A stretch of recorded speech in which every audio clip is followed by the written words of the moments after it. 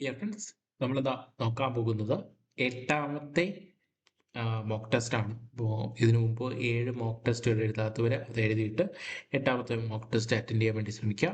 അപ്പോൾ ആദ്യത്തെ ചോദ്യം ഇങ്ങനെയാണ്. ഒന്നാമത്തെ ചോദ്യം, ശരിയായ പ്രസ്താവനകൾ തിരഞ്ഞെടുക്കുക എന്നാണ്. ഒന്നാമത്തെ പ്രസ്താവന, കണ്ണൂർ കോട്ട അഥവാ സെന്റ് ആഞ്ചലോ കോട്ട നിർമ്മിച്ചത് അൽബുക്കർക്കാണ്. രണ്ടാമത്തെ പ്രസ്താവന, കൊച്ചിയിൽ നിന്ന് ഗോവയിലേക്ക് തലസ്ഥാനം മാറ്റിയ വൈസ്രോയിയാണ് അൽബുക്കർക്ക്. മൂന്നാമത്തെ പ്രസ്താവന, 1513 പോർച്ചുഗീസുകാരും സാമൂതിരിയും തമ്മിൽ ഒപ്പുവെച്ച സന്ധിയാണ് പൊന്നാനി സന്ധി. ഓപ്ഷൻ എ എല്ലാ പ്രസ്താവനകളും ശരിയാണ്. ഓപ്ഷൻ ബി 1ഉം 2ഉം ശരിയാണ്.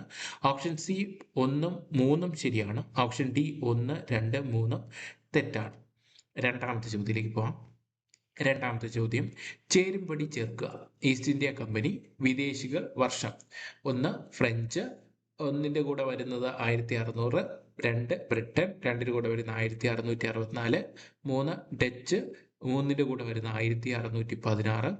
4 പോർച്ചുഗീസ്, 4 1602. 5 ഡെൻമാർക്ക്, 5 1628. അപ്പോൾ ഒന്നാമത്തെ ഓപ്ഷൻ എന്ന് പറയുന്നത്, ഓപ്ഷൻ എ എന്ന് പറയുന്നത് 1, 2, 2, 1, 3, 4, 4, 3. ബി എന്ന് പറയുന്നത് 1, 2, 2, 1, 3, 3, 4, 4. സി എന്ന് പറയുന്നത് 1, 4, 2, 1, 3, 2, 4, 3. ഡി എന്ന് പറയുന്നത് 1, 2, 2, 3, 3, 1, 4, 3. ഓക്കെ, ഉത്തരം കിട്ടിയെന്ന് പ്രതീക്ഷിക്കുന്നു. അടുത്ത ചോദ്യത്തിലേക്ക് പോകാം.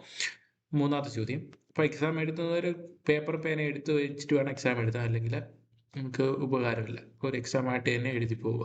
മൂന്നാമത്തെ ചോദ്യം, തിരുവിതാംകൂർ ഭരിച്ച താഴെ പറയുന്ന രാജാക്കന്മാർ കാലക്രമത്തിന്റെ അടിസ്ഥാനത്തിൽ കണ്ടെത്തുക എന്നാണ് ചോദ്യം. ഓപ്ഷൻ എ എന്ന് പറയുന്നത്, ഒന്നാമത്തേതെന്ന് പറയുന്നത് കാർത്തിക തിരുനാൾ രാമവർമ്മ. 2 ആയില്യം തിരുനാൾ. 3 ഗൗരി പാർവതി ഭായ്. 4 ശ്രീമൂലം തിരുനാൾ. ഓപ്ഷൻ എ എന്ന് പറയുന്നത് 3, 2, 4, 1. ഓപ്ഷൻ ബി എന്ന് പറയുന്നത് 4, 3, 2, 1. സി എന്ന് പറയുന്നത് 1, 3, 2, 4. ഡി എന്ന് പറയുന്നത് 1, 2, 3, 4. അടുത്ത് നാലാമത്തെ ചോദ്യത്തിലേക്ക് പോകാം. നാലാമത്തെ ചോദ്യം, ബ്രിട്ടീഷുകാർക്കെതിരെ ഒളിപ്പോർ നടത്താൻ കേരളവർമ്മ പഴശ്ശിരാജയെ സഹായിച്ചവരെ തിരഞ്ഞെടുക്കുക എന്നാണ് ചോദ്യം. ഒന്നാമത്തത് ചെമ്പൻ പോക്കർ. 2 പാലിത്തച്ചൻ. 3 കൈത്തേരി അമ്പു നായർ. 4 എടച്ചേന കുങ്കൻ. ഓപ്ഷൻ എ എന്ന് പറയുന്നത് 1, 2 ആൻഡ് 3. ബി എന്ന് പറയുന്നത് 1, 2 ആൻഡ് 4. സി എന്ന് പറഞ്ഞാൽ 1, 2 ആൻഡ് 4. ഡി എന്ന് പറഞ്ഞാൽ 1, 2, 3 ആൻഡ് 4. അടുത്ത അഞ്ചാമത്തെ ചോദ്യത്തിലേക്ക് പോകാം. അഞ്ചാമത്തെ ചോദ്യം, താഴെ നൽകിയിരിക്കുന്നതിൽ തെറ്റായവ ഏത് എന്നാണ് ചോദ്യം. ഒന്നാമത്തത്, കൊച്ചിയിലെ പ്രചാരത്തിലുണ്ടായിരുന്ന പ്രാചീന നാണയം കാലിയമേനി. രണ്ടാമത്തത്, തിരുവിതാംകൂർ രാജാക്കന്മാരുടെ സ്വർണ്ണ നാണയം അനന്തവരാഹർ. മൂന്നാമത്തത്, കേരളത്തിലെ ഏറ്റവും പഴക്കം ചെന്ന നാണയം പുത്തൻ. നാലാമത്തത്, കൊച്ചി രാജാക്കന്മാരുടെ നാണയം രാശി. ഓപ്ഷൻ എ എന്ന് പറയുന്നത് 1, 2, 3. ബി എന്ന് പറയുന്നത് 3. സി എന്ന് പറയുന്നത് 1.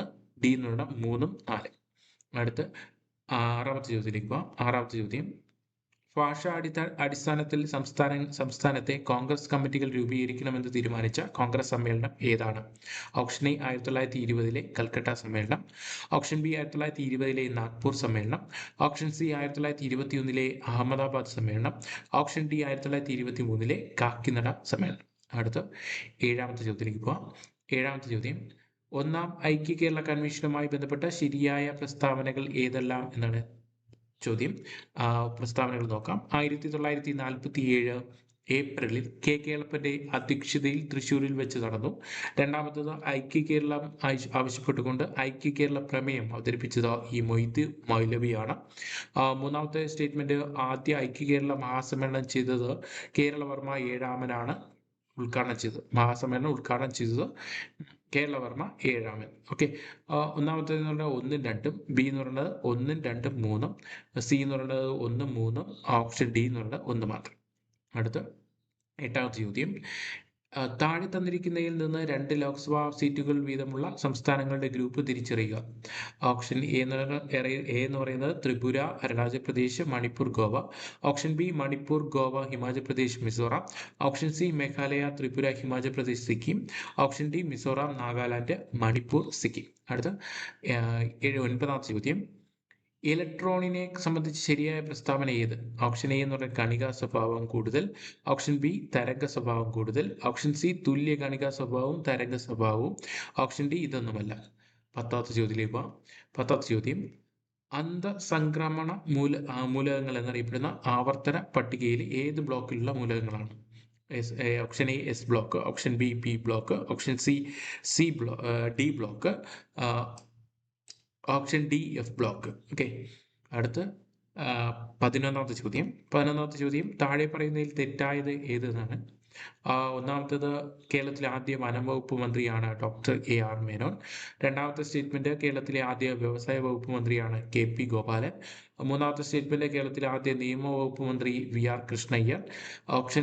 നാലാമത്തെ സ്റ്റേറ്റ്മെന്റ് കേരളത്തിലെ ആദ്യ പൊതുമരാമത്ത് വകുപ്പ് മന്ത്രി TA മജീദ്.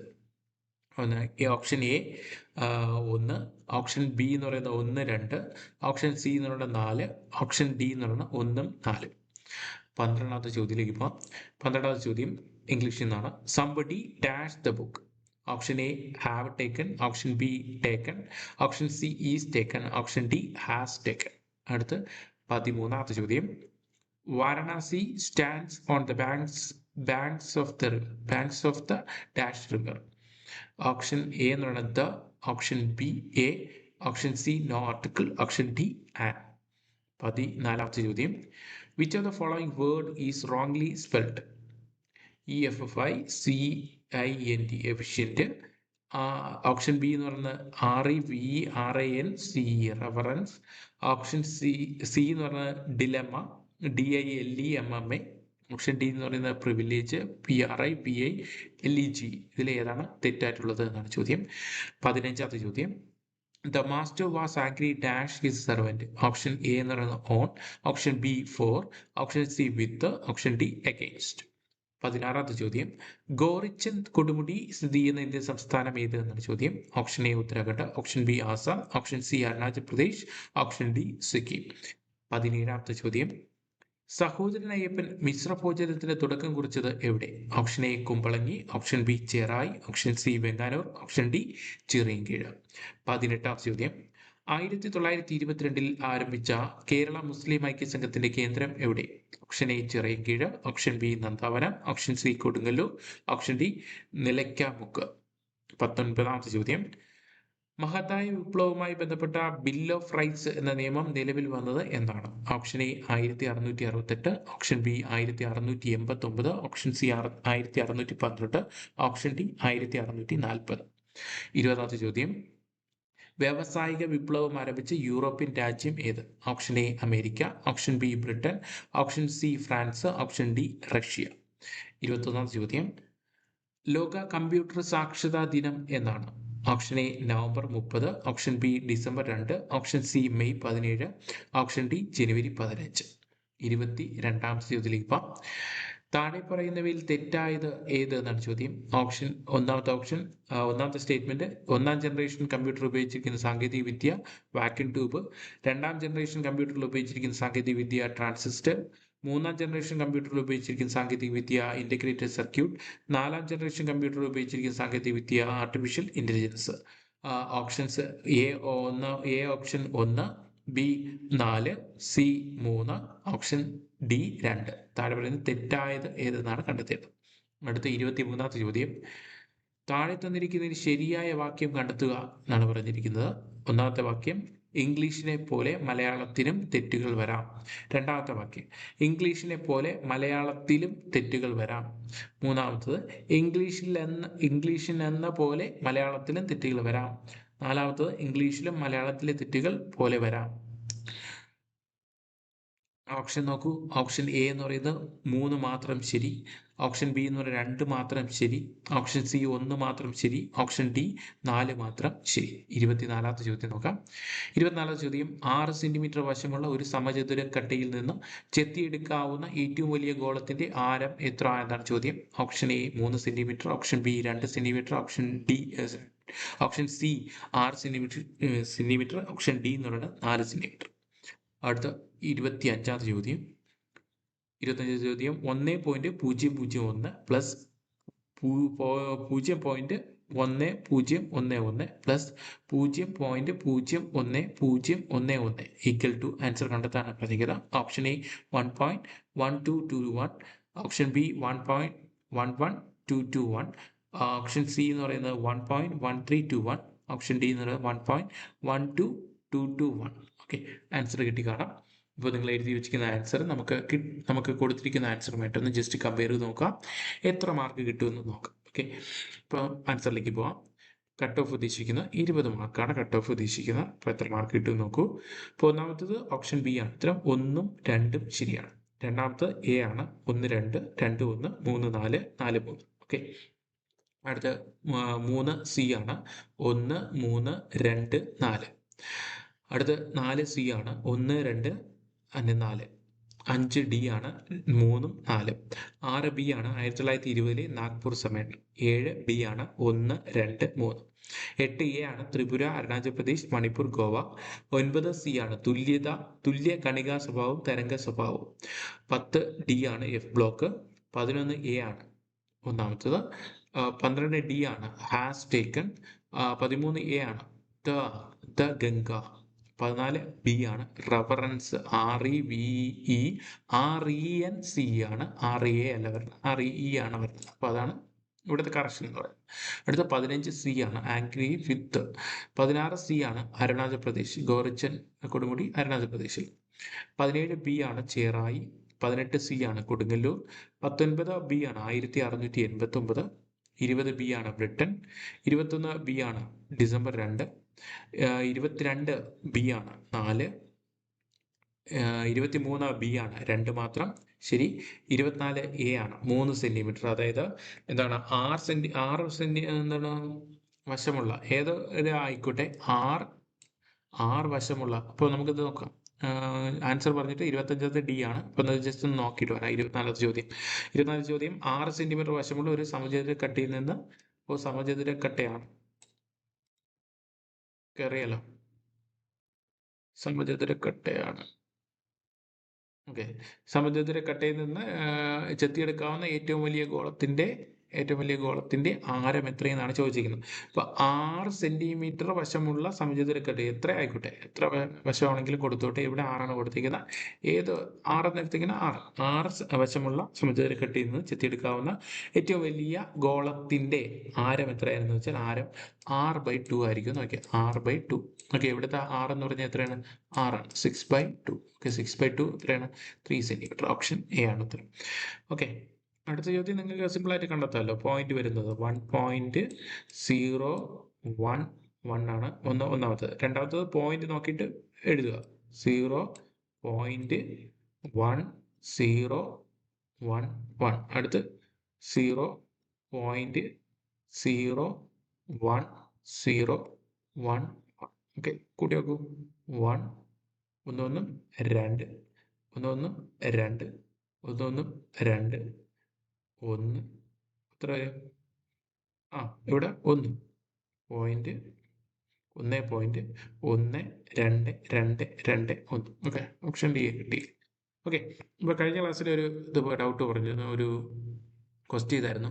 രാജു 3 കിലോമീറ്റർ തെക്കോട്ട് സഞ്ചരിച്ച ശേഷം ഇടത്തോട്ട് തിരിഞ്ഞ് 8 കിലോമീറ്റർ സഞ്ചരിച്ചു, പിന്നീട് വലത്തോട്ട് തിരിഞ്ഞ് 3 കിലോമീറ്റർ സഞ്ചരിച്ചു എങ്കിൽ ഇയാൾ യാത്ര തിരിച്ച അടുത്ത് നിന്ന് എത്ര കിലോമീറ്റർ അകലത്തിലാണിപ്പോൾ എന്നാണ് ചോദ്യം. ഇതൊരു പ്രീവിയസ് ചോദ്യമാണ്.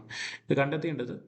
അപ്പോൾ തെക്കും വടക്കും അറിഞ്ഞിട്ടുണ്ടാത്തൊരു തെക്കും വടക്കും എന്ന് ജസ്റ്റ് ഒന്ന് പഠിച്ചു വയ്ക്കുക. ഓക്കെ, നോർത്ത് എന്ന് പറയുന്നത് വടക്കാണ്. ഇംഗ്ലീഷ് മീഡിയം പഠിച്ചവർക്ക് ചിലപ്പോൾ കിട്ടണമെന്നില്ല. നോർത്ത് എന്ന് പറയുന്നത് വടക്ക്. സൗത്ത് എന്ന് പറയുന്നത് തെക്കാണ്. ഓക്കെ, തെക്കാണ്.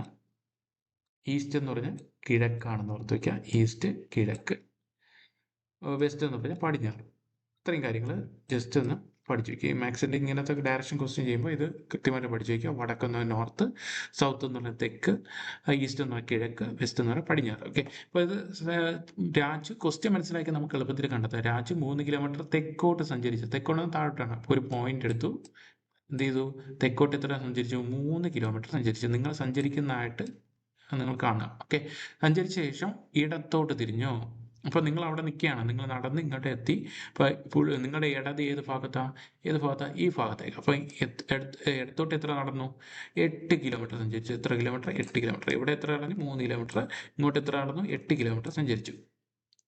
എന്നിട്ട് എന്ത് ചെയ്തു, പിന്നീട് വലത്തോട്ട് തിരിഞ്ഞു. ഇപ്പോൾ എവിടെ എത്തിയിട്ട് വലത് ഏതാ, താഴോട്ടേക്കാണ്. അപ്പോൾ എത്ര നടന്നു, 3 കിലോമീറ്റർ നടന്നു. Okay, 3 kilometre.